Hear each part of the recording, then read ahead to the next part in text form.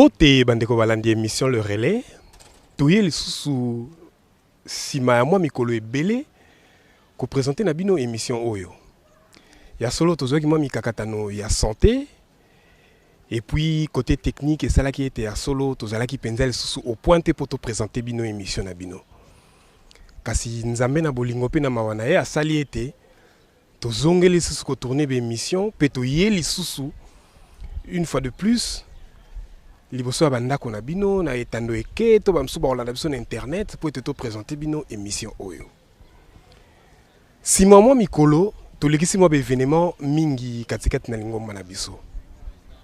Entre autres 60 ans ya GTK pe ya reconnaissance officielle ya lingomba ya papa Simon Kimbangu. Pe lelo oyo ya solo tozali ko tendre vers 60e anniversaire ya exhumation ya corps ya papa Simon Kimbangu na Lubumbashi. Pe à 60e anniversaire ya création ya mouvement de la surveillance kimbanguiste. Ya solo ekoloba makete libota oyo eyebi lisitwali na yango te ezali libota oyo ezali ko bengama na kokufa to na kobunga. Yango biso susi na biso tango nyonso ya solo susi na biso kaka te ya biso na bino toluka koyeba nini tokoki kosala po ete to pérenniser histoire yango. To pesa yango na ba génération ekoya sima. Yango na be fort to kosala katango nyonso po ete to présenter bino émission oyo. Pe surtout tout le bino ba invité oyo ya kafu oyo ba komeka ko kabola na biso na bino lisolo nantina ya lingomba ya tata Simon Kimbangu. Lelo tokei ko yamba pona bino moto moko ya solo mingi ba esi ba yebie kasi mingi pe kozala mbala liboso ba découvrir ye. Ye azali chercheur azali au départ nano mondimi na katikati na lingomba. Pe matière oyo ezalaki na lingomba nde yango esali ete emema na ba recherche nentina ya masolo tokosolo nango lelo ye pe lokola azali surveillant tokomeka kobeta lisolo ya 60e anniversaire ya pied gauche to ba surveillant e bandaki ndenge nini mosala nini bakosalaka katikati na lingomba ya papa Simon Kimbangu nde yango tokei mbala moko na koyamba ye tokopesa ye mbote papa journaliste. To sepeli mingi koyamba olelo na plateau na biso ya solo ezali mbala liboso kasi to liki ezali ya sukate mbala moko tokena kotuna yo mutuna papa okoki ko se présenter na bayo bazali kolanda biso na mpoko bandeko balandi kombo na ngai Rigobert Ofutubu na Mugabe originaire ya province ex Bandundu, ingénieur géomètre et topographe, analyste politico-biblique. Voilà du moins de na quatre églises. À l'époque, avant Papa Nkalambota Koufa, j'étais la dernière personne au Pan Kalambota en Nomaka Nakati, en mouvement de la surveillance sociale qui m'a la direction générale en qualité. Il y a conseiller général adjoint. Voilà la dernière fonction dans Nakati, mouvement de la surveillance sociale kimbanguiste. Kasi papa na moni ndeti okei pe moi vite en besogne kasi to okende kotuna o mutuna yo okomaki nano mondimi na yamba ya papa Kimbangu ndenge nini. Bandeko balandi de naissance ni maman ni papa moko na bangote azalaki kimbanguiste et puis l'école nangai ko banda première année primaire jusqu'à na 6e des humanités na tangi na école catholique au point même que à l'institut de la fraternité na ba frère Joséphite na manifestaki volonté to vocation ko koma frère Joséphite to sango le chargé Brino et Kidimbu qui était le révérend frère Oazaki chargé de vocation Azwaka pe kombo nangai mais Nzamba salaki que le révérend père Taïmas le premier prêtre noir yende mutapesa nga toli à lobby tout en étant marié n'a ko servir Nzambe mieux que tout en étant sango parce qu'à lobby que banda emi satoyo ya kozala kubimana mwasi te tove ya chasteté kozala pauvre et nabaka moso alobi na mabota na biso koma soki mwana komi sango to mamelo famille na bino nde voami alors que ye sango apretaka alapaka ndai que akozala pauvre et que akolapaka ndai ka kokobimana mwasi te yango nde babengi vœu de chasteté alobi que non na kosenga mingi biso toza na expérience, personne n'est arrivé à respecter ça, mais toli na kopesa yo kokota nganga nzambe te, mais nzamba kopesa nzela oyo tout ça. Et après tant na silisi en l'année 80 tu as qui na étude l'Institut des bâtiments et des travaux publics IBTP à ce moment-là, le long de comme INBTP nde tango bakangi ba université ezaki époque wana INAZA, Université nationale du Zaïre, tango tozongi et pas na biso na basango na collège de la fraternité, ainsi de la fraternité na Kikwit actuellement, nde mokonzi azali kuna le révérend frère wazalaki préfet yende a recommandé kingai pendant mikoloza ko chômer pa nde konaye azalaki préfet dans l'école Kimbangis a lobby ndeko nangai azana problème d'un professeur ya mathématiques na physique na tindio kuna te boko Kimbangis mais na tindio na yebi kozali un homme intègre ozana éthique malamu kende kuna encadrer bana mais toutefois ne devient pas Kimbangis et yeko salama que avant kutoko mawana déjà à l'année 74 pendant les grandes vacances de juillet na septembre ngai te na kendeki congé na mboka et papa tata na biso kuna nde na mboka na zwaka ezali ndoto te na uti mboka nazoke na mai pratiquement vers 17h na ba wana na komona côté moye ndaka na moni na mapata bato misatu bazali kotambola et bato wana ba marka kingai makasi mais malheureusement jusque là na yebaki te bazalaki banani bazalaki baindo.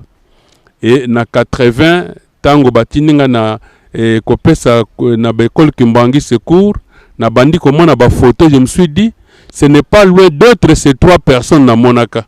Mais jusque là en tant que j'avais encore ma foi catholique, donc ça ne me disait absolument rien.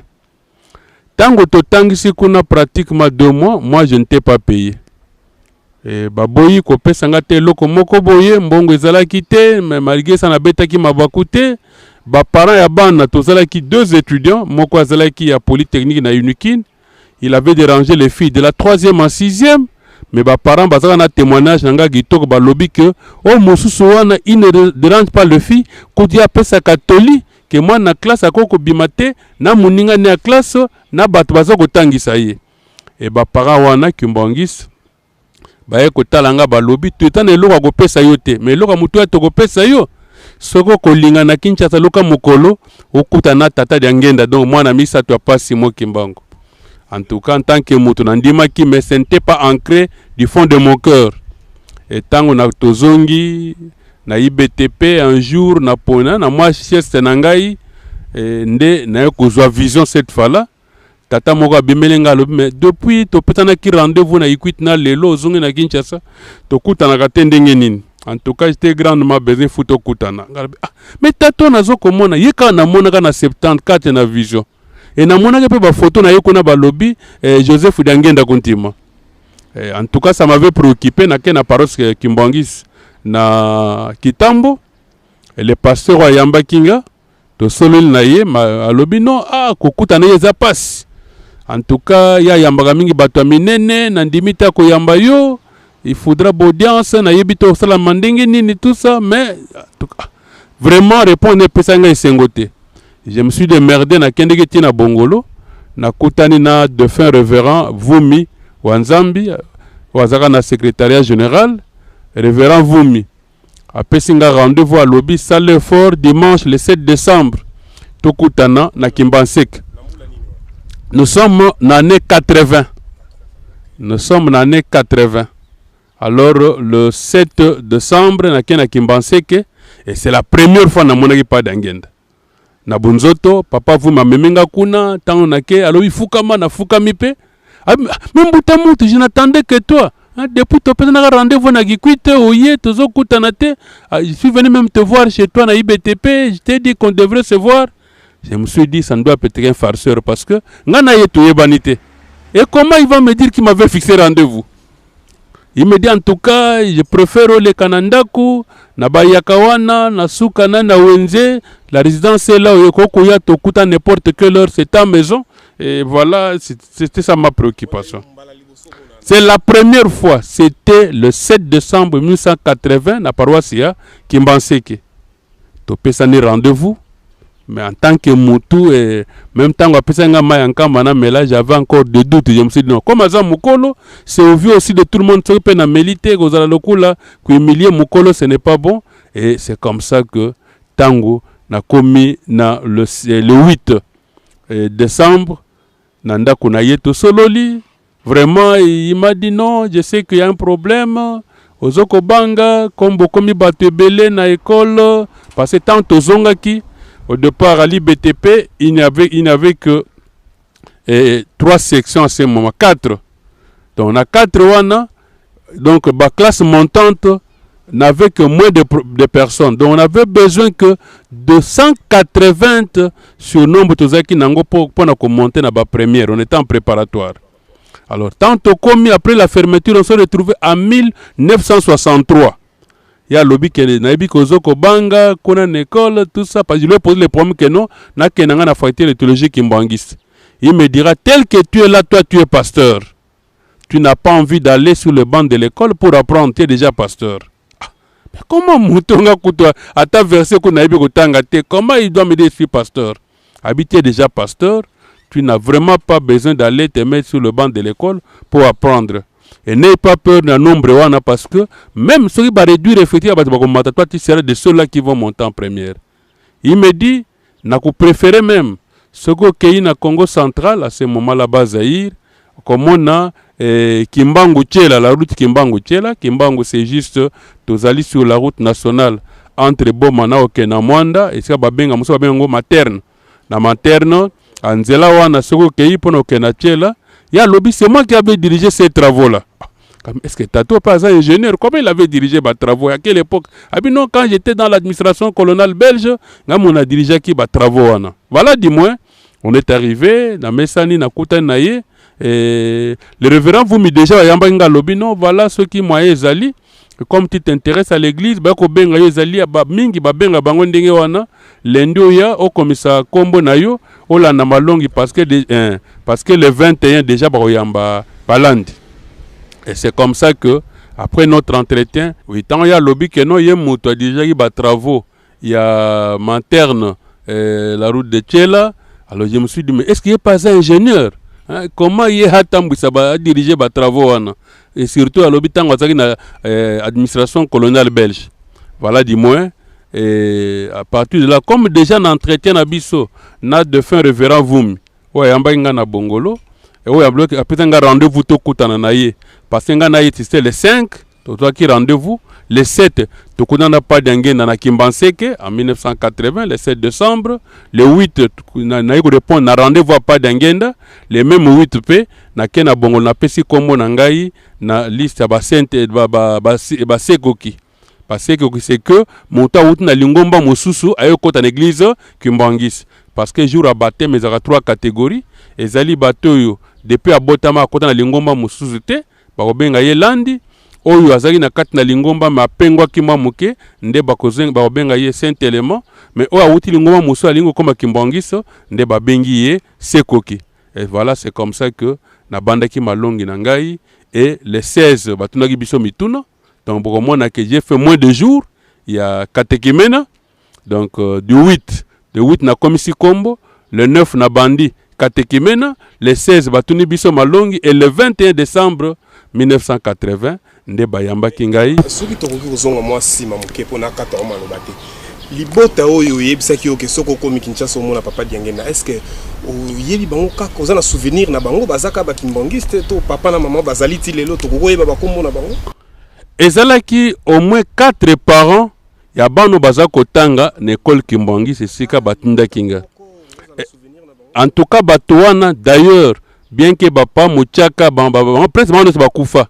Mais deux fois tant nazo que na écoute quand ils étaient vivants, c'était vraiment bateau marqué mémoire nanga makasi. Je ne manque pas de les visiter. Papa Nzamba, papa Muchaka et tous les deux autres ndenge bazala qui ces groupes là. C'était délégation à bas parents et à bano bazako tanga kuna bande ba metanga en contact na papa Dangenda Kuntima. Voilà dis-moi l'essence et la conversion nangai na kati église Kimbangis. Et c'est comme ça qu'au fil du temps, après d'avoir vu papa Dangenda, un jour on s'est retrouvé na côte na sec des étudiants kimbangistes et na kati des étudiants kimbangistes on est venu à Papa qui solokel, et j'ai vu pas qui solokel, na monique effectivement, moto azalaka liboso na bateau na monaka na 74, c'était bel et bien pas qui solokel. Oh ya souk ezaki pas d'angel, mais je cherchais maintenant, oh yazaki na kate comment je le trouverai, et un jour aussi pas d'alunga na yakiawa, nde tokutani na ye, c'est comme ça que les 3 personnes oh nga na monaka, na moi, na ndotote, je vous dis bien, na crépuscule, donc côté moi et ndaka, nde le na monaki bango na kene na nzela mai et pas na biso na mboka nde na monaki batoana. Donc moi, les gens qui m'ont cherché, ce ne sont d'autres personnes que ces 3 là, parce que depuis que na monaka bango et comment pour nga une préoccupation. Voilà la façon oyongai na komaki kimbangiste, et c'est comme ça que ça j'ai trouvé réellement que là où il fallait être, et qu'il fallait aussi nzamba kanisa na révérend père Taïmas ou apesanga Toli, et que papa Dangue m'a révélé que Nazali pasteur yambo mona que Nazali analyste politico biblique. Voilà. Mais papa, si tu es comme analyste politico biblique, toko kenena na koyeba parcours na yo na katikati église kimbangiste, parce que yo zi baptême ceux qui na landi malam je crois avec na décembre 21 décembre 1980. Kasi au côté mouvement de la surveillance na mbula nini na ndimite ko côté ka mbala mo na 80 wana liboso côté yango otele ko vivre ki bondimi na yo na katikati ya lingomba papa Simoki Mbangu ndenge nini na lobby de que bayambi ngai le 21 décembre en tant qu'étudiant papa Moonga Zalaki président secrétaire kimbangiste, papa me à ce moment là me David Azaki vice-président. Biso na niveau ya IBTP nazalaki na kulutu moko kinda dites tango yebi ke non nazaki kimbangiste ya lobi non tozaka na cercle na biso, et j'ai intégré le cercle des étudiants kimbangiste. Tango toke mabondeli na avant d'abord toke na mabondeli on dit que non ten bayambi bato ba contre ma groupe. Sincèrement, comme je ne connaissais pas ba marche à ba groupe na monaki chorale de dirigeants kimbangiste, moi j'ai cru que cette chorale-là formait les gens qui doivent diriger l'église. C'est comme ça que Nga a compris que c'est la chorale des dirigeants qui mbangis. Je me suis dit, non, comme papa le Naza pasteur, c'est là où je dois aller pour que Naza la former. En tout cas, j'ai été na Bongolo, dans la maman, la répétition de la chorale des dirigeants. Mais tant que toke na lutendele, na cadre, il y a ces gens qui mbangiste, nde na ekozwa vision. Et vision na zwaki, namoni ndako moko en étage likolo mabanga nazo komemona nga na fandi na entrée ndako wana on me dit que ndengo za boye yo za surveillant mutno sa kokota mutno sa kobima yo ndoko surveiller awa nata na kata ndako nazo komona na likolo kiti mutafandi wana c'était la deuxième personne na monaka na 1974 pas de Lungana. On me dit, au moins Moutouana, Natala Likolo, j'ai vu Jésus de Nazareth crucifié. Abi, Moutouana, comment on a assez? Non, Wana Likolo, c'est la même personne, mais en 2 étapes différentes. Alors, c'est comme ça que tant on a zongi, d'abord d'ailleurs, na lutendele, na ipsi pas Kakule. Papa Jean Kakule, qui est un séquien aussi, Azala qui surveille, na ipsi, pas Kakule. Là, nous sommes maintenant, en l'année 82. Et na 82, Mbalamoko, papa Kakule, ici papa Bilolo, papa Mayungana, papa Jean qui n'envoie des consorts, papa Kakule commençait à m'encadrer. Bien qu'il y avait l'école de formation, groupe A, groupe B, groupe C, groupe D, mais moi je n'étais pas dans le groupe 1, j'ai eu une formation séparée, c'était par papa Kakule. Et c'est comme ça que na 82 wana na kokota na Bongolo mbala moko pe na komi na kadi il y avait la formation, il y a ba responsable. Et c'est comme ça qu'on a débuté la formation de 82 à 85 et ba remettre biso ba certificat. C'est là où vous allez trouver le lot. Il y a ba mama wazola, bokomona ba defe moke, bokomona ba tebele, ba pas d'incidi, on était très nombreux. Bato tozalaka formé et motuna motu azwaka grado bapesa kiye ngai à l'issue de cette formation là nde nazwaka brevet en tant que chef de section. Donc il y a le chef d'équipe. Après maintenant nous avons les chefs de section. Et après la section, tozali na groupe. Après groupe, tozan na peloton. Et voilà, c'est comme ça. Moi, on m'a dit que non, comme c'est à peine qu'il vient d'intégrer le mouvement. Et que nago kota boya bandi formation. Alors, tout le monde dit que non, Naza tout ça. Mais toutefois, il est chef de section et on m'a coopté directement parmi les encadreurs et écoles de formation, dont Papa Bilolo, Papa Mayungana, Papa Kakule, Papa Kwedimwena, Papa Jean Kinamvouidi, Papa Mawete. Voilà du moins les gens Oyonga na retrouvé qui on s'est retrouvé avec Pamba. Le but que non, tous en amont na biso pas qui vous yende akima naye. Voilà, si mon nom s'est retrouvé déjà depuis 82 na Koti et na 82 na bandi formation et na 82 ba koptengai na kati ya direction ya école de formation du mouvement de la surveillance sociale de Kimbangis. Voilà. Ce qui te malamu, c'est vrai, papa, Torui Kolobango, na terme moko un peu vulgaire, donc yo bandagi mbolo te malamoko, bandagi mbalamoko mokonzi. Mais ce qui te lubito zong ananu na ndenge to mone la ka mouvement de la surveillance et fonctionnaka. Ba rozalaka tango nyoso pene ya ba papa.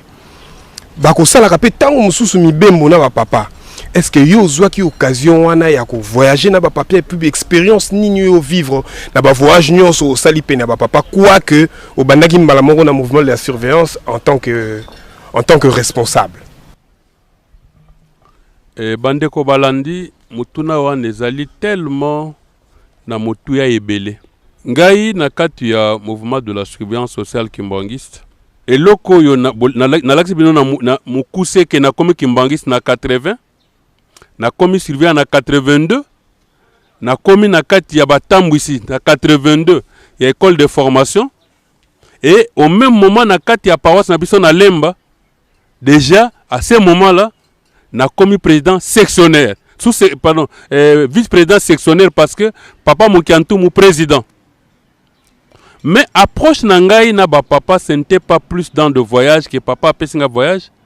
Parce que na komi si à un certain moment na 6 classes et na bandi kosa nos filles de route na koti na musala na 87 et na 87 ti 91 nazo kosa nos filles de route en peu de temps tala même na kati aux filles de route na koti na 87 ba kosa ba élection il faut une ancienneté d'au moins 5 ans pour la candidat et délégué syndical baninga ba ingénieur ba insister Koufou doit être notre candidat, bien qu'il n'a pas encore l'ancienneté requise pour que à côté de la candidat. Bah convaincre la permanence syndicaux, c'était en 90. L'élection est salami et dans l'élection je me suis retrouvé directement président provincial et vice-président national de la délégation syndicale nationale de l'office de route. Et curieusement, dans 91, il y a eu la Banque mondiale qui avait estimé qu'il fallait qu'on réduise les réseaux routiers, il fallait qu'on assainisse nos filles de route de 4800 agents, il fallait qu'on longola 2335 côté à Bango en congé technique pour des raisons non économiques, alors que la loi est sa candidat pour des raisons économiques. Donc en tant que délégué syndical, je devrais m'opposer, défendre l'intérêt des agents. Et voilà cette défense qui va faire que Ngaï, on va me mettre en congé technique puis licencier. Et vous allez vous rendre compte que de 1991, si Papa Dengenda Lungola, pas que Lungola Nzoto naye, na mois de mars 92, Papa Dengenda Lungola Nzoto naye, na juillet 92, j'ai effectué à ce moment-là beaucoup de missions dans le cadre de l'église. Est-ce que j'ai été licencié au fil de route pour être repris en 2009, 18 ans après, où j'étais dans une mission parce que l'église avait besoin de moi? Déjà en 91, papa m'a envoyé dans une mission, c'est dans la pointe de Bandundu. Et curieusement, même Bakolo province, c'est grâce à la voix de comprendre que négociation à Jésus-Christ, n'a papa Simo Kimbanga 48. Au pas que non, en 1948, on connaît la Senga qui n'a pas Kimbango que non, au sali 27 ans à bon.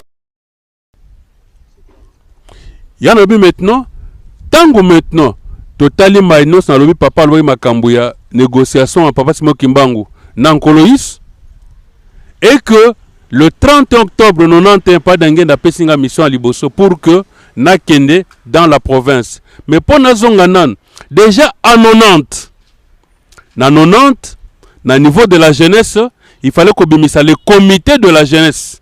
Et la province a vu la Kinshasa. En avril 90, Ndena Komaki, le premier vice-président urbain. Liboso Papa Rinkanga, Ngaï premier vice-président, et Papa Adrien, le défenseur de l'Autonadio, deuxième vice-président. De la jeunesse kimbangiste. Donc, en 80 baptisé, en 82, dans 80 de la surveillance, je deviens déjà responsable.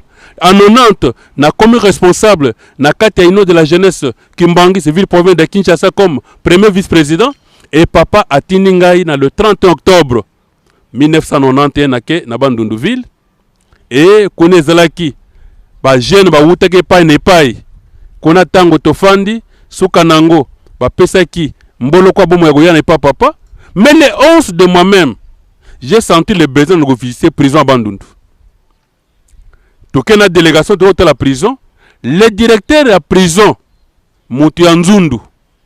Nzundu, c'est quand vous quittez Mbanzangungu pour aller dans Kamba, le village Nzundu, avant Noki, nde voilà, to komi wana, na kata prison, le dire la prison yobi, prison zo komona wa, est-ce qu'il passe mbamba kangaki yawa, azalaka du 10 octobre au 12 octobre 1948. Et puis to na bureau nanga porte bakanga, qu'on appelle na kati porte bakanga. Après singa toli, si on peut demander celui wana comme église. C'est moi qui avais initié la lettre. Olega Mokona signé. C'est le défunt Papa Mboma qui était à province qui voit à ce moment-là. Il y a des mutations parce qu'il était le représentant intérimaire.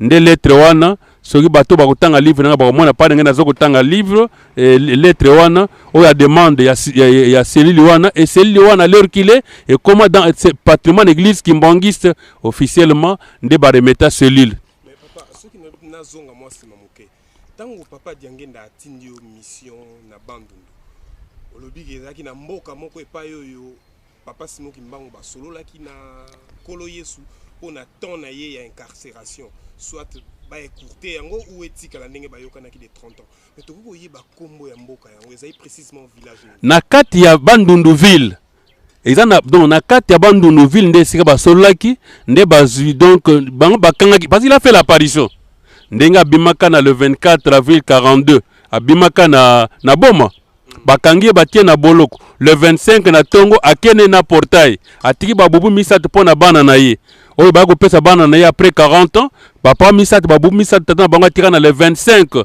avril 42 tant bazongi si bango na novembre 82 40 ans après et quoi qui bango misatu mende na tango wana na 48 na Bandunduville tant bakangi batie na boloko wana c'est dans la prison centrale à Baningiville ou bayibi Baningiville où ceux qui peuvent se rendre bakomona cellule wana ba pesango l'église Kimbangis.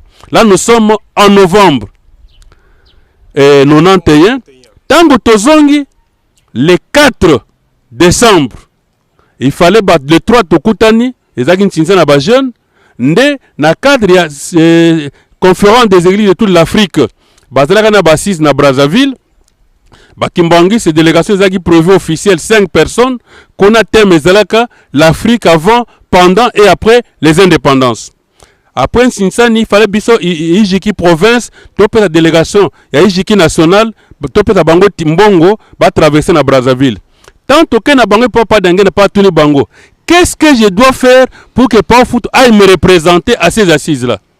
Wabi papa, délégation officielle, c'est 5 personnes. Bakombo c'est Kenda déjà, pa Mokolo, pa Mavakala, papa Mponda, maman Mengana, maman Soni. Moi, tout ça, tout combo, exacté.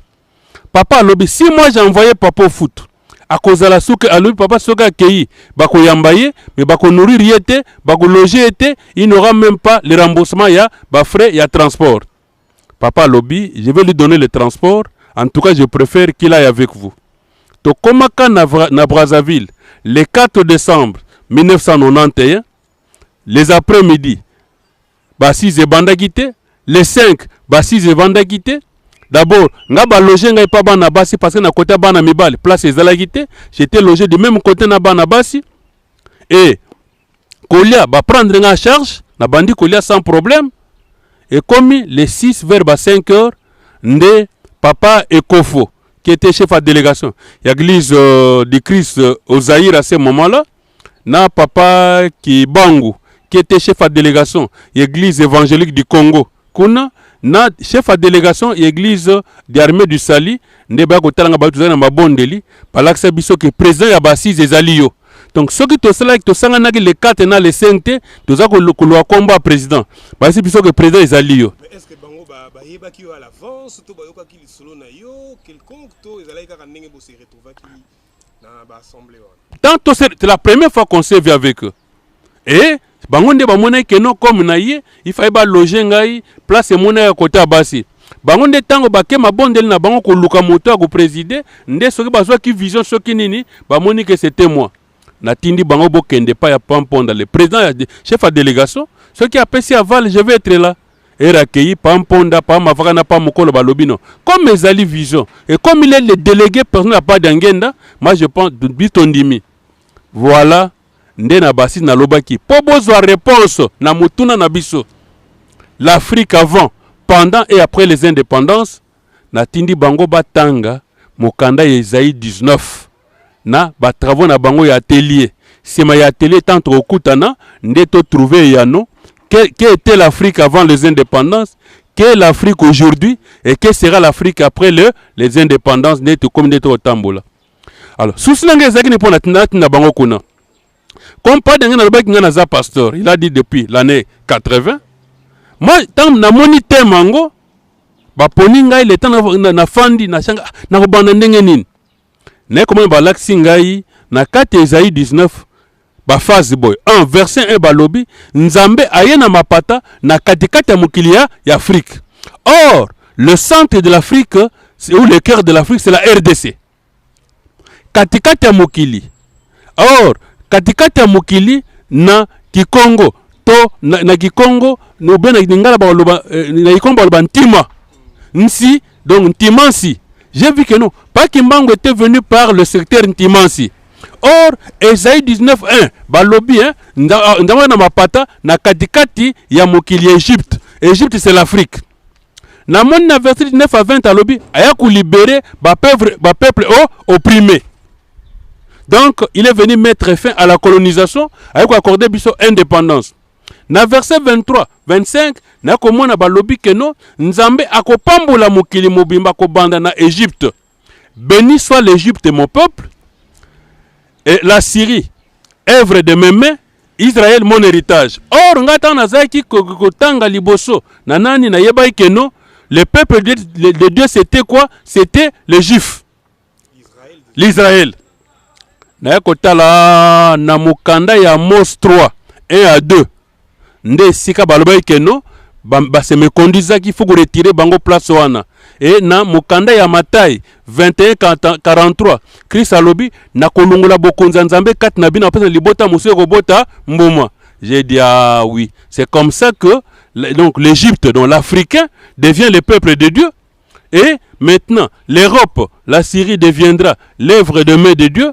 Israël est en troisième position parce que l'Océanie, l'Amérique, ce ne sont pas des continents primitifs, ce sont des continents dérivés. Alors, et ça ne s'est pas terminé là-bas. Bon, comment on a que Papa Dengenda, la première mission qu'il m'a confiée, c'était d'aller n'arriver, il y a Pape Jean-Paul II, je ne suis pas allé seul, Tokei, na Papa Mponda.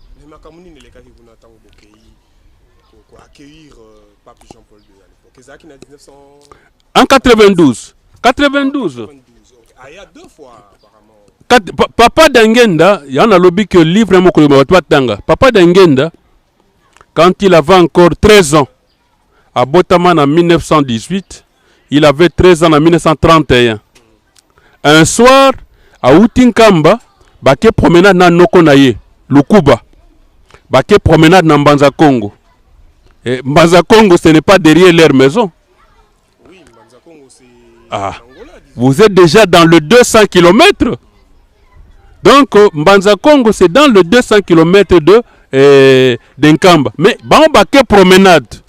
L'enfant de 13 ans avec son oncle. Tant bakomi kuna bakutani na roi. Roi zokolela. Alobi nini alobi ah. En 1931,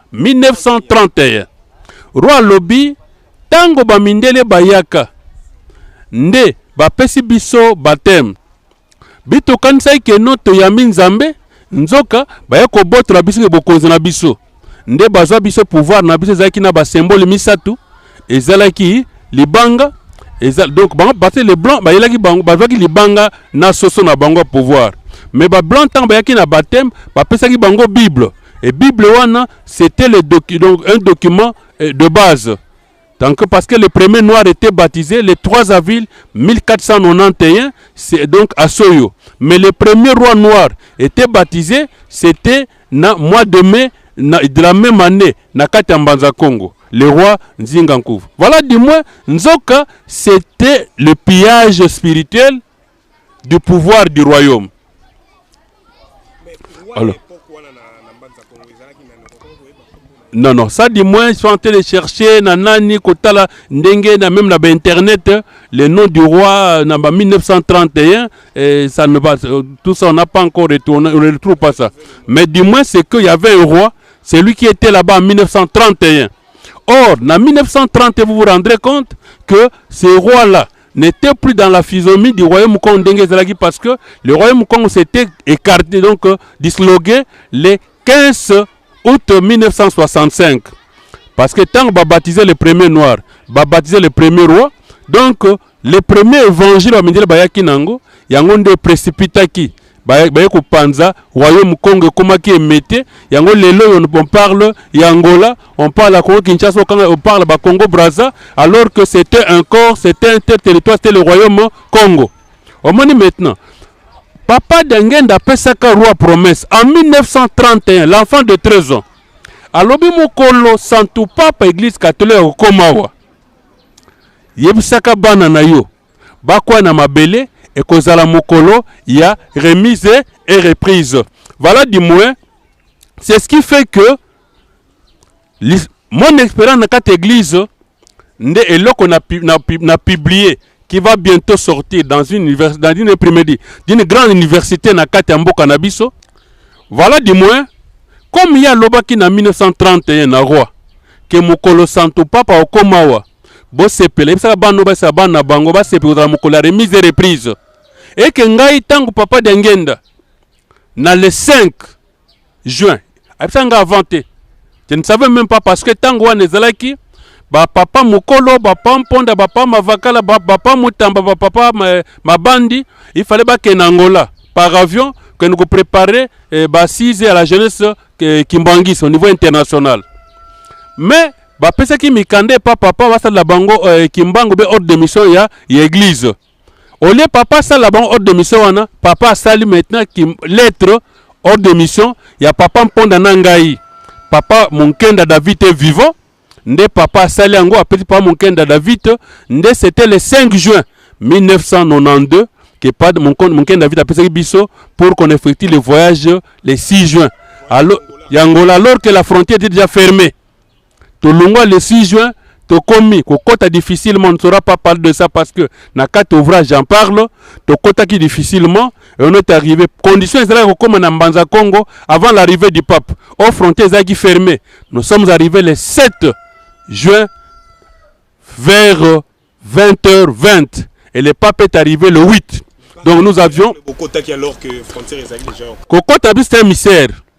To komi déjà na Songololo à l'entrée de Louf. Où on a déjà comme frontières a fermé, aucun véhicule ne peut entrer. Curieusement, un militaire, je ne sais pas s'il faut l'appeler retraité ou quoi, un ancien combattant avec plein de médailles. Abimeli bisa lobby, azana posa mutu na biso ngotikaye na frontière na ngambo mboka na biso na Louf. C'est comme ça que notre véhicule était le seul véhicule au Kotaka na le 6 juin 1992. To kotiti na ngamu na biso na Louf. Tant to komi na Louf, c'était tard vraiment le soir.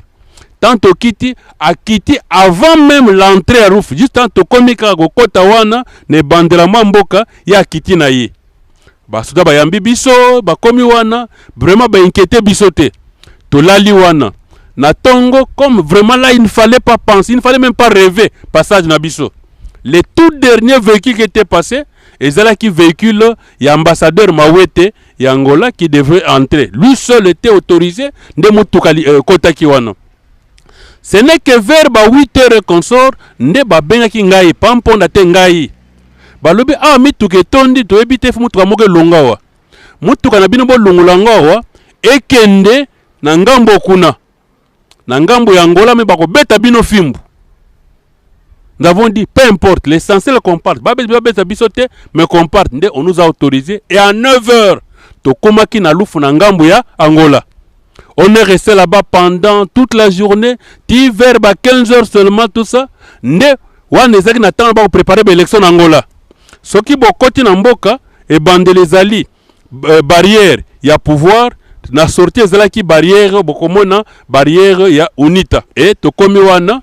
Nde na côté ngamba pouvoir na frontière nde mokonzi moko le plus gradé à Bango azala ki wana côté à sécurité nda benginga alobi na lingi mutuko yo bolungola ngawa bokena ngoti na mbanza Kongo mais boyelanga mokando autorisé bino boyati awa délégation Kimbangisi papa Monkenda David est vivant, les gens peuvent aller le voir à Monkoto 87. Papa Monkenda David tango aptiaki de mokanda pa na pesa biso na enveloppe nzoka en tête ya mouvement cabinet etikalaki mais deuxième page ezalaka en tête te yango ndatiaka biso pe tofungola gite nasi pamponda pesa ngai ki mokana na biso na ko pesa kona na nini nga lobi te babenga kinga o ba kanzi te ba kanga biso te il veut nous rendre un service na ke na pesi mokamba kotala ezalaki deuxième page. Alors les messieurs azalaki très fâchés abini boyebi ngenda te.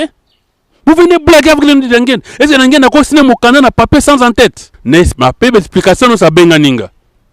Quelque temps après bengi. À lobby, bon luka papier en tête église na bino de n'importe quel mouvement. Comme ça, bon pesa, bon comme on a maboko, la délégation Kimbangis venue de la République Zaïre pour aller accueillir le pape en Banza Congo. Papa Mponda qui était le président, Yakoreki. Et le président national de l'IJIKI n'avait aucun papier en tête. A fortiori ngai munazaki na kati la surveillance mal nazaki président vice-président sectionnaire et je n'étais qu'une école pe ya formation. Et na IJIKI j'étais le premier vice-président. Donc je n'avais aucun papier en tête. Ndeye moko apesi ngai papier de pilateur loba comment na maboko la délégation Kimbangis vient de la République du Zaïre pour aller accueillir le pape en Banza Congo. Nde na pesiye a koti na papier wana na ba bureau nyonso ake nango peti na bureau na ngambo ya UNITA batek il y avait 7 cachets. Vous en allez trango est-ce que les combles la naïveté c'est à ce niveau là. Or c'est l'histoire qui s'écrivait mais document wana tala nanu ti balunga na musala tana ko kenda ba déménagement autant de maisons, c'est un document important que j'ai perdu.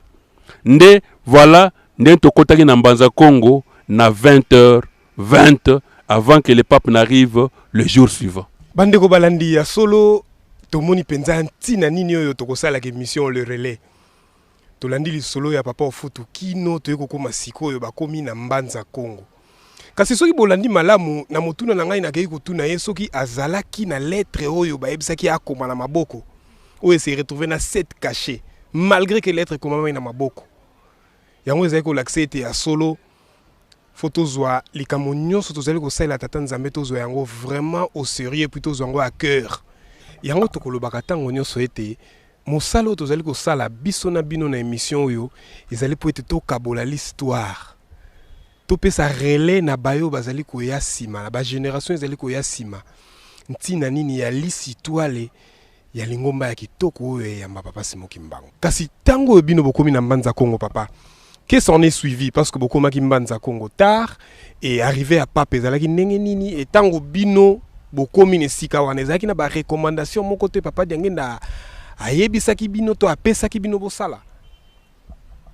Bandeko balandi sincèrement papa apesaki biso ta consigne mon côté mais l'autre na retenir na lobby papa lobby soki santo papa komi liboso na bino na Mbanza Congo l'homme noir va rentrer dans la recolonisation de 300 ans et ça sera la recolonisation la plus meurtrière, le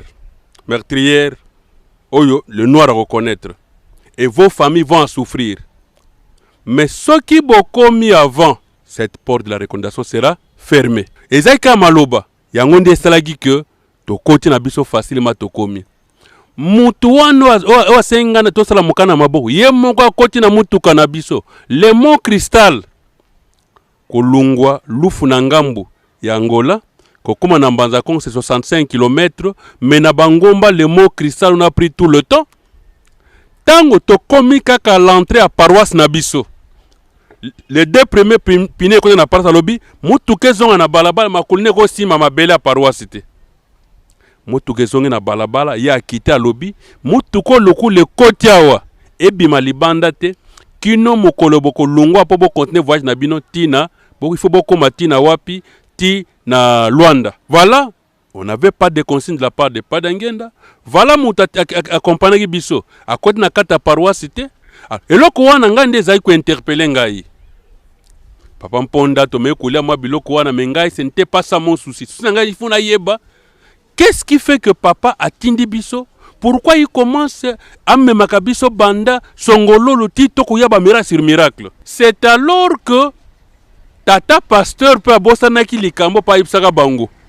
Abandi ko betranga lisolo siko tata pasteur. Alobi biso to yebaka teke Padangenda yaka déjà na Mbanza Kongo na 1931. Mais tant comme na 75 le 22 mars Padangenda nde ayakawa na bambuta bautaki Congo Kinshasa na Congo Brazza na biso to zalaki awa alobi keno na yako fete anniversaire libala na ngai na mwasi nanga.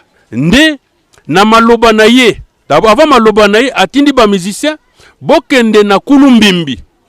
Ndako nzambe Kulumbimbi c'est quoi?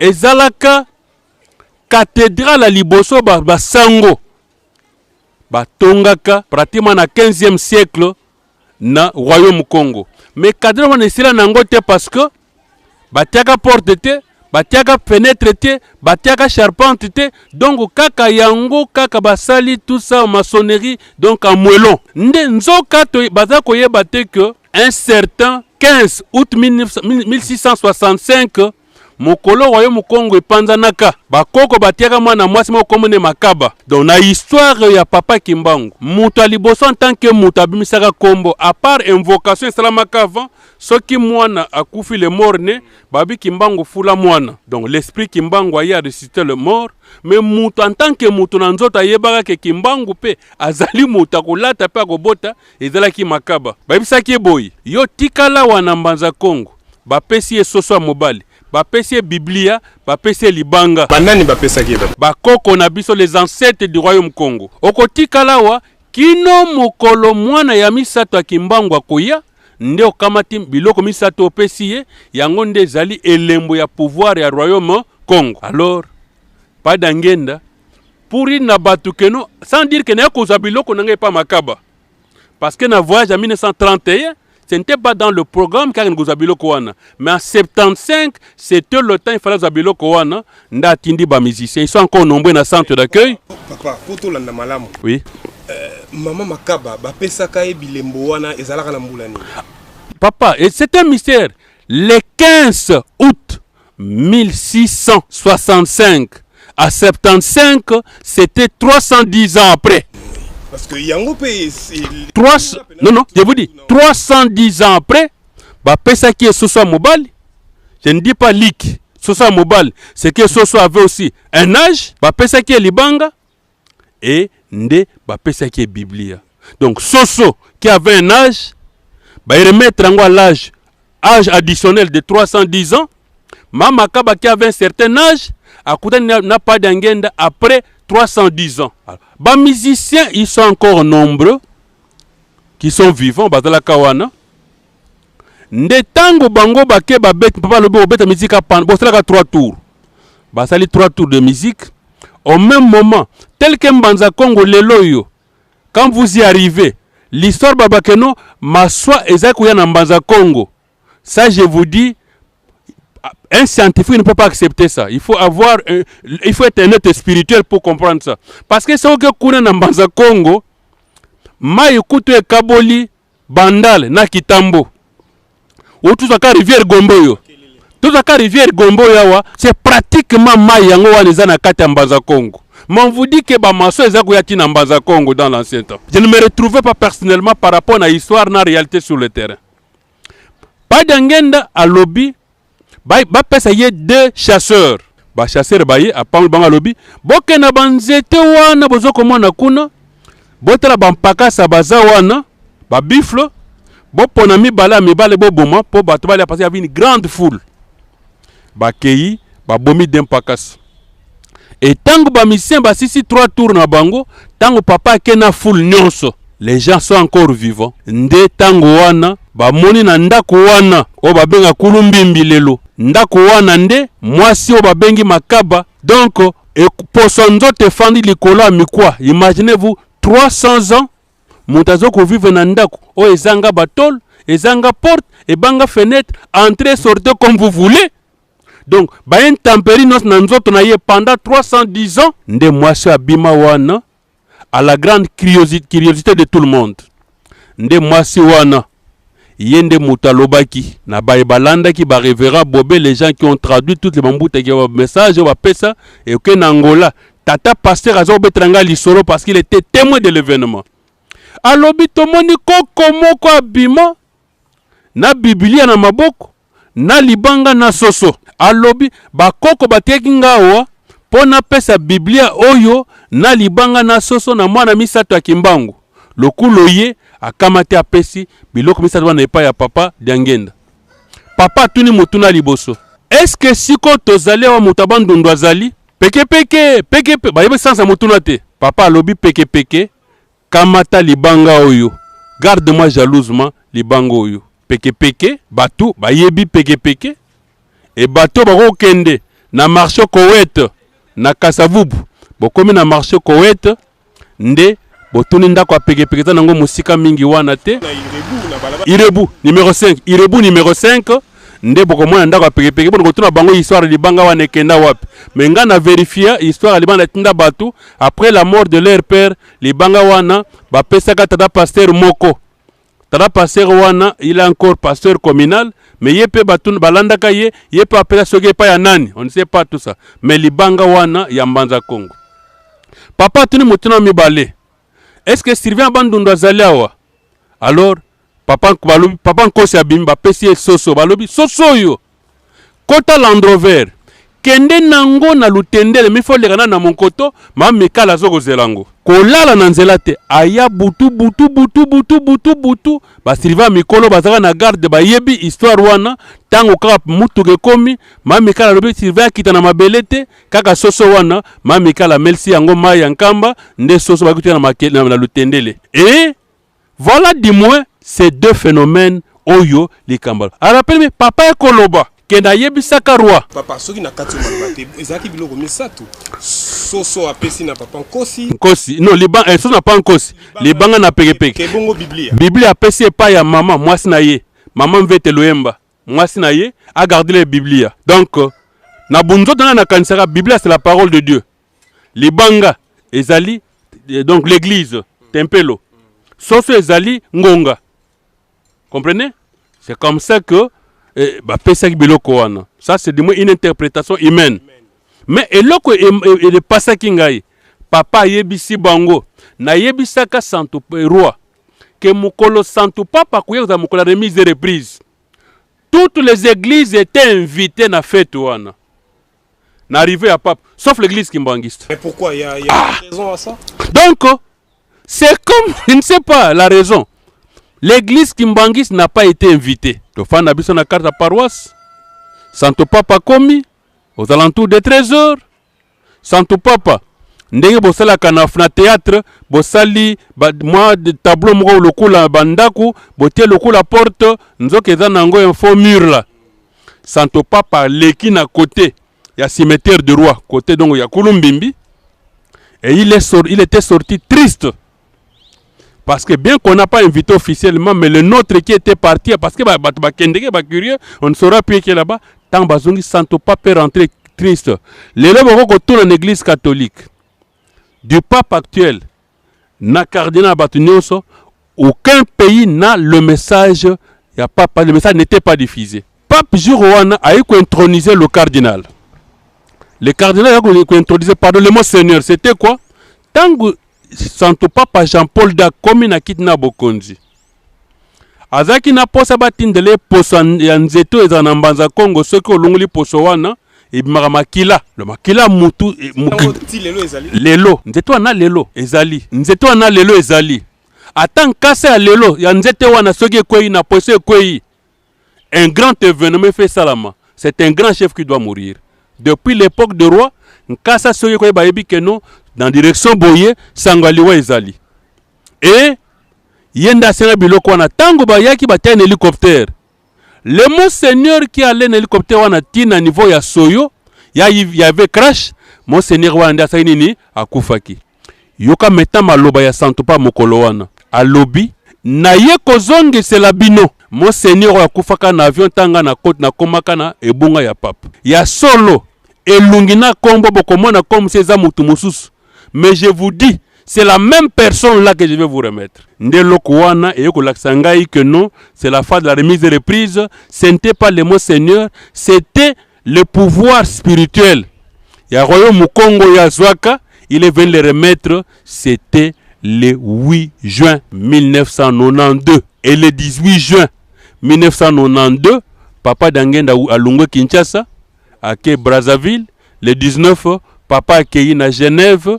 Et le 8 juillet, Papa nde aïko accomplir mokanda ya ose to oseya 5-15 na kolongola nzoto na ngai na kozonga na esika na ngai me na tina pasi na bino bokoluka ngai lelo yo le monde politique, le monde religieux et les profanes disent ah tant Papa Dangenda zalaki ah Papa Dangenda tout ça et maintenant toutes les églises va comment exploiter maloba Papa Dangenda donc voilà dis-moi mission tokendeki. Ce n'était pas que ça pape mbote, nous n'avions rien à faire. Aucun contact n'a eu lieu entre Bisson et Pape. Mais Nzamba Lobaki Mokola a commencé les grands jours de la remise et reprise. Il y a solo Papa Tolandi vraiment na bokebi. Kasi tango wana yo pratiquement na 91 olongo musala. Si na 2009 ndongo lobe ba ko réhabilité mais de 91 au betel biso masola minene no vivre na Papa Dangenda. Mais je crois un an kaka après ou un an et demi Papa Dangenda na papa ki solokele na nzoto ba ko tika biso. Masolo pe ya minene ndeti exemple au betil solo au beti ambanza Congo. Ezalaki mayo yo vivre na mission Papa Dangenda tindaki yo. Kasi na papa ki solokele to na Papa dia lungana.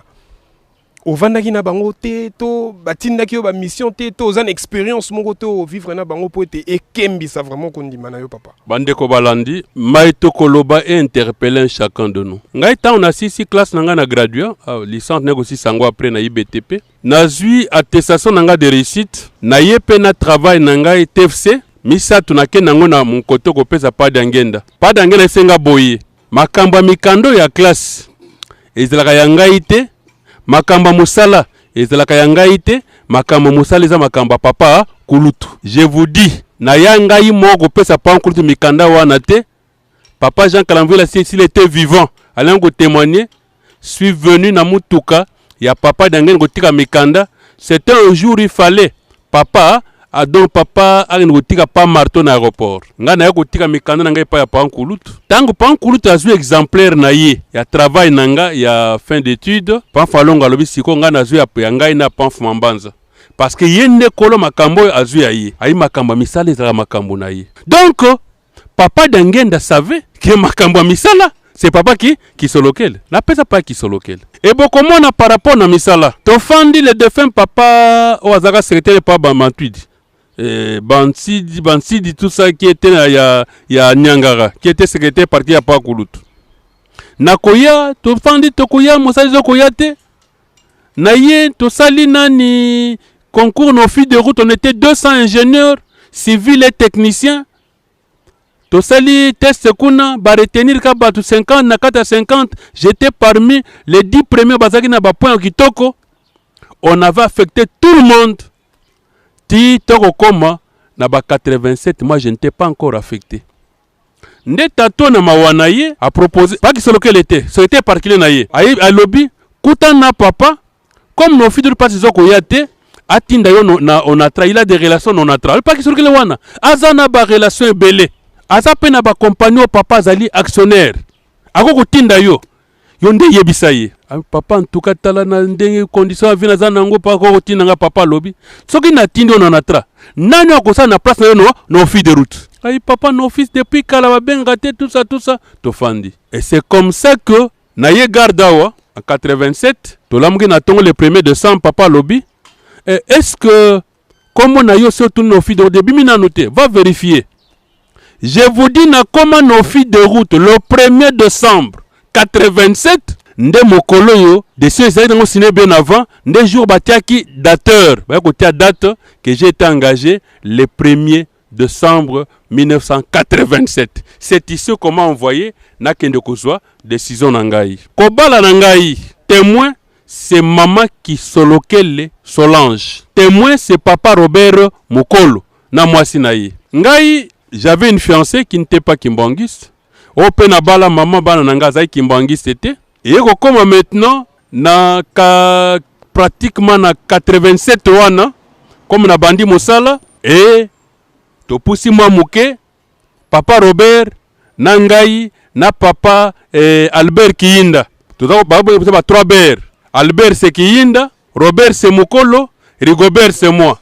On avait Ber 1, Ber 2, Ber 3. Et na kata les 3 ber, pas Kiyinda avait sa fiancée. Paix à son âme, fiancée moi c'est Akufa. Ngai n'a pas Mokolo, nous avions nos fiancés mais nan to la sa ba photo na papa te. Tu ko la ba photo peut papa qui solokel. Tango to lak si ba photo. Et pas ya papa, et ça ba secret mo tunu ba question tout ça, papa lobby et sili. Papa appelle si papa Robert photo na ye. Yanga il faut tikala na papa. Na ekolota na butu papa lobby no, pas de lobby photo ya moi si na yo ezepa nanga. Papa azako lata bubu mo ezaki ya vert. Abi na tie na poche ya bubu. Et na 88 na mois de juillet na kei tout sali voyage ti et pas ba maman na ke na sali elle était encore na neo.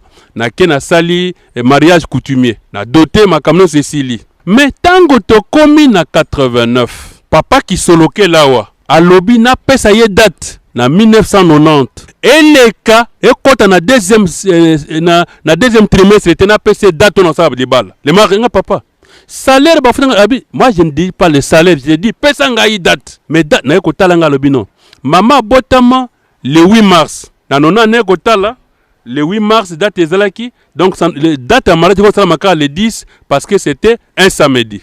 Le 8 ezalaki un jeudi. Na eu papa, na osala mariage le 10 mars. Papa lobi n'aie pas peur, tu auras l'argent tout ça. Et déjà en avril 89, nde nazalaki élu délégué syndical et na komaka président il y a vu à Kinshasa na premier vice-président au niveau national. Tant que tosoli na papa na septembre toyokani. Tout comme en octobre, nos filles de route, mbala moko ba bombenga grade ya chef de service. À ce moment-là, c'était le grade de 5-2. Kama Eloko et Bakisami. Et to poussa na mwa muke à l'approche à mariage, ni famille nangai, ni famille à maman bat bandima ikeno, mwana na bango mariage, il faut fêter salama na bakoloué bar tout dit. Makamba bar ezate, ça doit se passer dans centre d'accueil. Le mariage va se passer na Lemba. C'était le défunt Tata Nangai, moi, Mobalia, il y a maman Marie, et Dangenda Mouilou. Papa qui n'a pas de mariage. Alors, pour nous consoler, parce que ni ma famille, ni famille à maman, je vous assure, oh, comme on a tongo boy babingo na caisse. Yo, mbongo na yo, basina qui est na yo zoko yate, ce qui est bundi tout ça. Ok, na bandu ko banga, ça vient d'où? Ba signature est correcte, na zimbongo. J'ai été servi le même montant 3 fois. Et maman Leontine Kinimi, oazwaka charge ya kolamba biloko na restaurant. Hein? Bakoko tunaye, ba mama ngei. Moi c'est pas dia taba batana na groupe na bata restaurant. Ba madi alunga na tozana. Ba ko vérifier na batwana. La fête s'est passée. Et il y a eu beaucoup de gens qui étaient invités. C'est papa qui solokel qui m'avait donné l'ultimatum. Papa de Lungana, ngai approche n'a pas de Lungana et bandit comment? Papa d'Angenda le 8 juillet 92, à date de physique. Comme natanga papa qui solokel, hors des aïeux kenabeko, kolal na ba paroisse. Comme natanga pas d'Angenda, à Lungolinzot, tomoni Apocalypse 11, na verset 10, et c'est matérialisé. C'est-à-dire, batu ba sepeli, batu ba beti ba kelolo, batu ba meli, ba lobi, munaza utungisa biso akei. Ça c'est Apocalypse 11 qui parle du départ de deux témoins. Au bandi verset 3, au ketina verset 10, batu ba sepeli. Et na verset 15, ba lobi, o atikala ki ye moko, yende Messia. Comprenez? Quand papa Nkulutu akei, pas d'angenda akei, na verset 10, il y a Apocalypse 3, 11, batu ba bambi mabanga, batu ba sepeli. Wana koba mabanga yaki nango bien après, mais bito kenda ki garde le 8 pour le 9 à 3 heures du matin, papa d'angenda koti na paroisse. Il y a Lemba cité, na Mercedes à couleur verte. Nous, étoiles les okusala, ba étincelle partout. Ayeti esika bito zaki ba surveillant. Moto ke fanda. Ce n'est pas que ndoto, parce que de physique, là mon afungla ki portière, de physique to fuka maka. Ba papa Kwama sont vivants, ba papa Mbe, ba papa Sundani, ya Lemba, ba papa Sundani, ba papa Manzambi, et beaucoup de gens parmi les 9, papa Fioti, nde papa Ye. Nde papa Mfuma Longo ayebsinga lobi, kende na kati ya tempelo, zwa Bible, zwa ya lingala ya makanza. Botanga na Apocalypse, na Ézéchiel 3. Lobi na tongo avant 10 heures.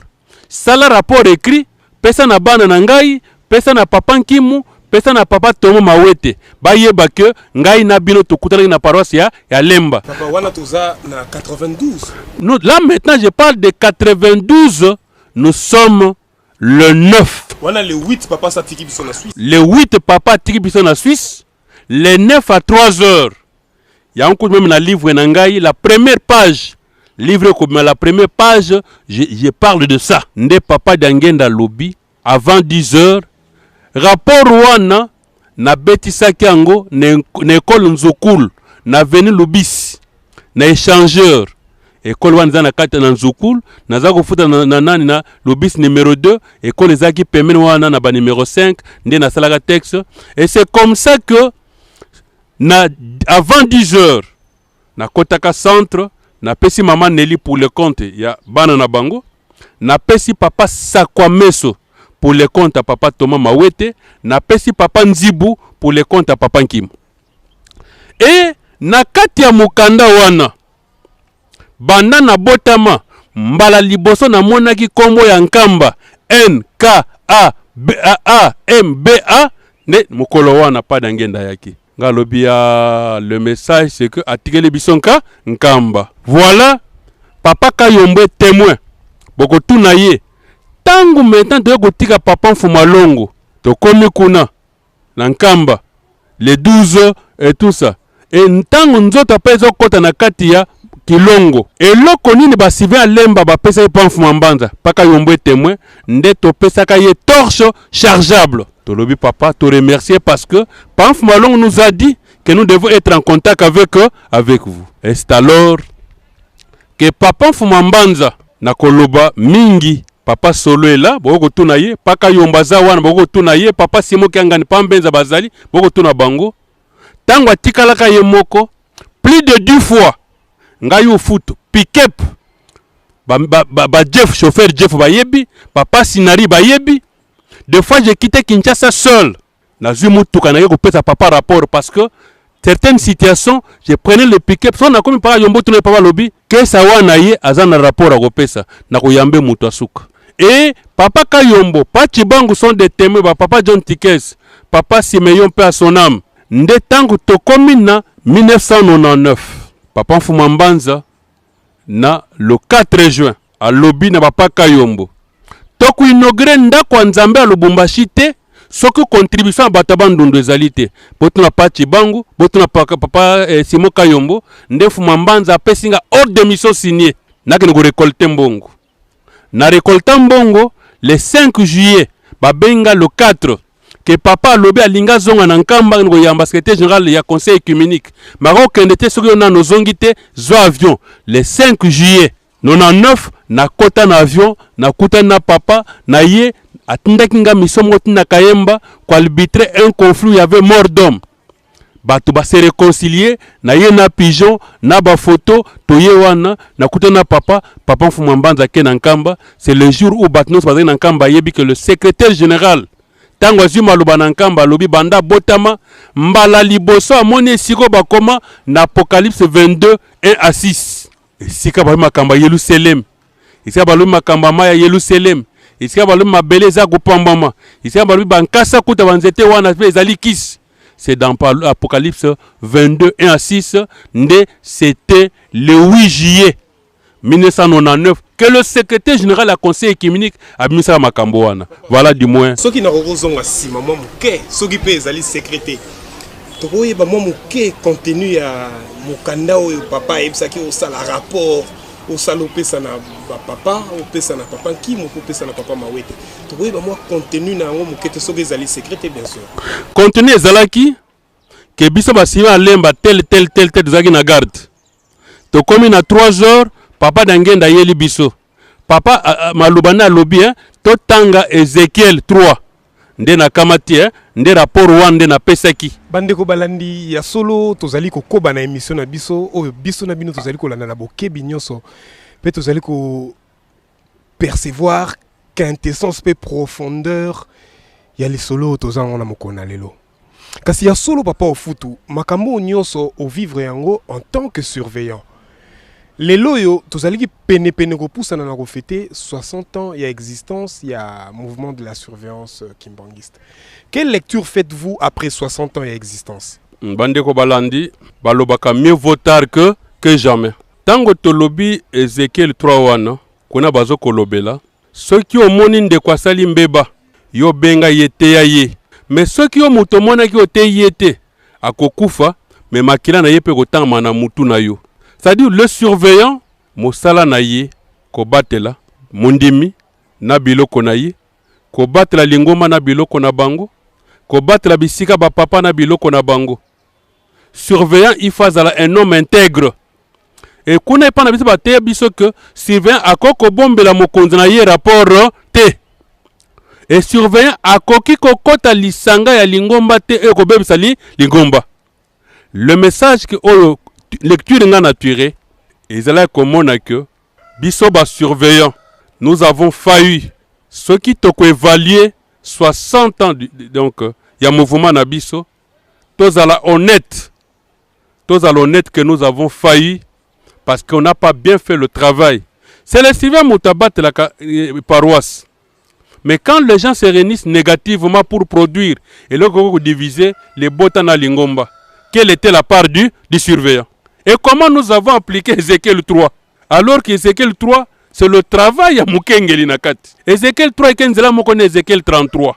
Et la lecture aussi que j'ai fait en tant que surveillant Baba Tindaki, c'est la lecture de pourquoi j'ai été la dernière personne au Pankalambo Tanoma dans la direction générale. Papa Kalambo Temuta Souka Noma la direction générale. À Télémissel Liboso Batunos, papa Mambo et tous les autres, c'était Papa Futubu na Mugabe. En qualité du conseiller général adjoint. Et bandeko bayibi na kat na mouvement que tango ba nommé ngai, je n'ai pas fait l'hypocrisie. Bon comment ba film à libosa ba surveillant au moment ba défilé. Tata mo tam azako tambo nan c'était pas manzanza. Mais nga tango ba nommé ngai na première réunion bandeko baza ba témoin. Na tunaki mutuna quelle histoire to pe na nzeto pona ba surveillant mokili mobimba il faut to komango. Parce que pas dans un mokolo musa go kufa. Muto ago hériter nzeto yo ba ko lobaki elaxinine. Papa Nkalambo tatuni pas manzanza lianguba il n'avait pas de réponse et la décision était que bandalelo n'était que défilé et n'était défilé à l'issouté. C'est-à-dire un surveillant ne doit pas être un homme complaisant. Un surveillant ne peut pas bercer le mal. Mais le surveillant, c'est son famille du mal. Le surveillant ne veut pas appliquer makamba batata misato baloba. Un surveillant tango bandi ko banga maloba batata misato oyo ezali na Galates 1, 6 à 9. 2 Timothée 3, 14 15. Matthieu 10, 26 à 28. Banga nzambe meko banga motute. Tosa évangile to maloba batato ba peme ko tosa maloba motute. O nazoko banko loba vérité parce que soite ba oyinangai. Sois ami de Dieu. Mais ko zala batebeli ta betro maboko alors que oyebi ko pengwi. Voilà du moins la leçon que moi j'ai tirée na cadre en tant que surveillant et par rapport à l'élo. C'est vrai, papa, lecture en gros, humainement, est assez mitigée, mais ils ont coïncidé dans 60 ans d'exhumation, il y a corps, il y a papa Simon Kimbangu. Si physiquement, cette lecture elle est mitigée, mais spirituellement, comment faites-vous comment vous conciliez cette coïncidence, si je peux me permettre de le dire, entre création, il y a mouvement social de surveillance kimbanguiste, na exhumation, il y a corps, il y a papa Simon Kimbangu. Comment vous faites ce parallélisme? Toyeba ke na mokanda ya Nzambe, Ecclésiaste chapitre 1. Kuna balobi na se atango eloko asika ezali te. O tozo komona mizalelaki. Ndakisa mouvement de la surveillance. Mais depuis le 6 avril, le 6 na le 6 juin, pas si mo kimbangu azaki na ba surveillant mine. Papa Bezi, Papa Fani, Papa Luzizila, na Papa Boyasa, bazalaka le 4 suivant pas si mo kimbangu. Na lolenge za na mokanda ya un tango ou 1 Chronique 9, na verset 26.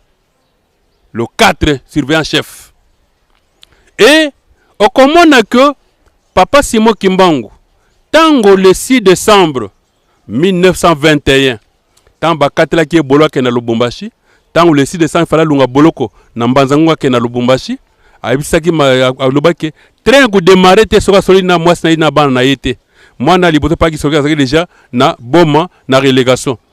Nde tango wana bokoyeba que exhumation encore à pas Simon Kimbangu na naissance na sortie officielle au moment de la surveillance ezali un même corps. Et ça un même corps comment na anticiper conférence na ngaité. Le 25 mars 2020 kobanda 18h à 20h30 na Mokoto 87 nde toza na conférence Titienango 60 ans de l'exhumation du corps de Papa Simon Kimbangu et de la sortie officielle du mouvement de la science sociale Kimbanguiste. Le mouvement a été créé en 1960 avec 4 suivants Papa Simon Azalaki na Bango. Le mouvement est sorti officiellement dans le Lenge Tozanango Lelo le 2 avril 60. Yangonde Mokolowana Oyo Tokozala. Bokomona que Papa Dengel le 17 janvier a sali réunion à lobby. Na réunion yo ayepsi binoke na ko voyager Lubumbashi que nous kozanzota papa lontalila botia ko bongisa ndenge to ya manzoto na Kinshasa et que papa le 7 mars papa Dengenda papa Nkimu papa Wanzongasa papa Thomas Mpako na paka Jean Kalamvila baké Lubumbashi pour na ko négocier corps tout ça et que tout batikali le 20 mars Papa Lontadi la bengi si batino sa bafandi apesi bango rapport alobi to comme mikanda bisabi to sambelaka ba pesa liste ba servant ba kengela nzoto papa Simon Kimbangu kwa assurer sécurité et que le 21 ba se retrouver sur place makambe baloba mi vala bo sala to ba accélérer ba liste le 22 mars c'est pas qui solo la route na Congo central aye na Kinshasa pour na ba préparatif wana bakutani bapesi ba rapport ndenge zalaki tout ça le 22 mars. Le 24 bakutana pa ki solokele bapesi liste de 68 surveillants. Et le 24 wana il faut monter tambisa pankalambote président ya lisanga wana. Et bokomona que papa Nkalambote le même jour a nommé le secrétaire papa Kangulu secrétaire naye. Bokomona que papa Kalambote to commis pratiquement le 27 a économé papa Timothée Kimbanza comme dirigeant. Bokomona papa Kimbanza a nommé les 6 premiers chefs de peloton et bokomona ti nzoto papa Kimbanza komiawa le 1er avril bat musu bakema matadimayo ba musu balali na Monkoto le 2 avril nzoto komi na niveau à matadimayo nde wana sortie officielle du mouvement de la surveillance sociale kimbanguiste. Tolandi on a bokebi ndenge opesi moi récit moko ya naissance ya mouvement mais ya solo o invité biso na conférence bato mingi bazali kolanda biso tango so bazwa ngonga koya te ba msusu bazala mikili na bapaya kasi yo moko personnellement spirituellement ozo vivre yango ndenge nini parce que ngonga na biso bandi ko koma penza na suka spirituellement yo moko 60 ans ozo vivre yango ndenge nini pe na kozonga sous na question na conciliation wana ozali kosala ngo ndenge nini spirituellement en tant qu'analyste, il y a exhumation et accord à Papa Simon Kimbangu, on a existence, il y a bino bakengeli, ceux qui te roulent bango nengona lingala. En tout cas, bande konangai, mutuna ya tuni ezali même l'objectif principal de la conférence. Botala bino moko, togo tenir conférence le 25 jour d'exhumation. Et le 25 kouya mars, tout en 2021, et kozali sous conférence ité, to komi kozela, jubilé to centenaire, ya ibandre mosala pa Simon Kimbangu.